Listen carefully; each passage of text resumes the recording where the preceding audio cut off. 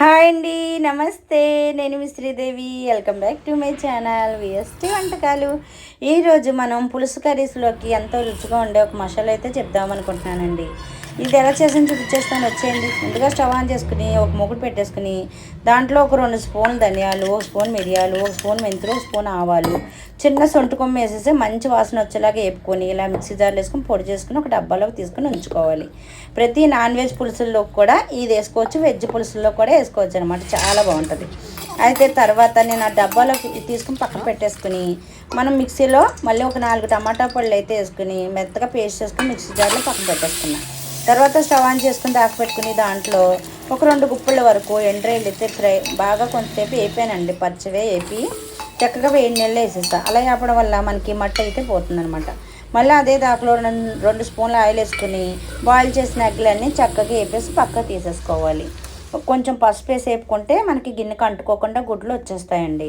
తీసుకుని పక్కన పెట్టేసుకోవాలి. తర్వాత ఉల్లిపాయ ముక్కలు, పచ్చిమిరకాయ ముక్కలు వేసేసి వేపేసుకోవాలి. వేగిన తర్వాత దాంట్లోనే కొంచెం కరివేపాకు, అల్లం వెల్లుల్లి పేస్టు, మనం ముందుగా కడిగి పెట్టుకుని ఎండ్రాయిలు వేసేసుకుని మనం తయారు చేసి పెట్టుకున్న మసాలా పొడి కూడా ఒక 2 స్పూన్లు వేసుకోవాలన్నమాట. ఇవన్నీ బాగా వేగిన తర్వాత మనం ముందుగా తయారు చేసి పెట్టుకున్న టమాటా పేస్ట్ అంతా దీంట్లో వేసేసుకుని కొంతసేపు పచ్చివాసన పోయేలాగా ఉడికించుకోవాలి. ఉడికిన తర్వాత ఉప్పు, కారం వేసేసుకొని అది కూడా కొంతసేపు వేపేసుకుని దాంట్లోనే మనం చింతపండు గుజ్జు పోసేసుకుని దాంట్లో కోడిగుడ్లు కూడా వేసేసుకుని తగినంత కొత్తిమీర కూడా వేసుకొని బాగా మరిగించుకొని తీసుకుని దించుకొని తినడమేనండి. సూపర్ ఉంటుందని చాలా ఈజీగా కూడా అయిపోతుంది. అయితే దీంట్లో నేను వంకాయలు చెప్పడం మర్చిపోయానండి. ఒక 4-5 వంకాయలు కూడా వేసుకుని కొంతసేపు మగ్గించుకున్న తర్వాత పులుసు వేసుకోవాలి. ఇవైతే మర్చిపోయాను, సారీ అండి. అయితే తర్వాత మీకైతే ఒక చిన్న కథ చెప్దాం అనుకుంటున్నాను. కర్మ అనేది ఎలా ఉంటుంది అన్న దానికోసం అనమాట. ఒక అతనికి ప్రాణగండం ఉంది. సంవత్సరం అంతా బయటకు వెళ్ళకూడదు, ఇంట్లోనే ఉండాలని చెప్పారంట.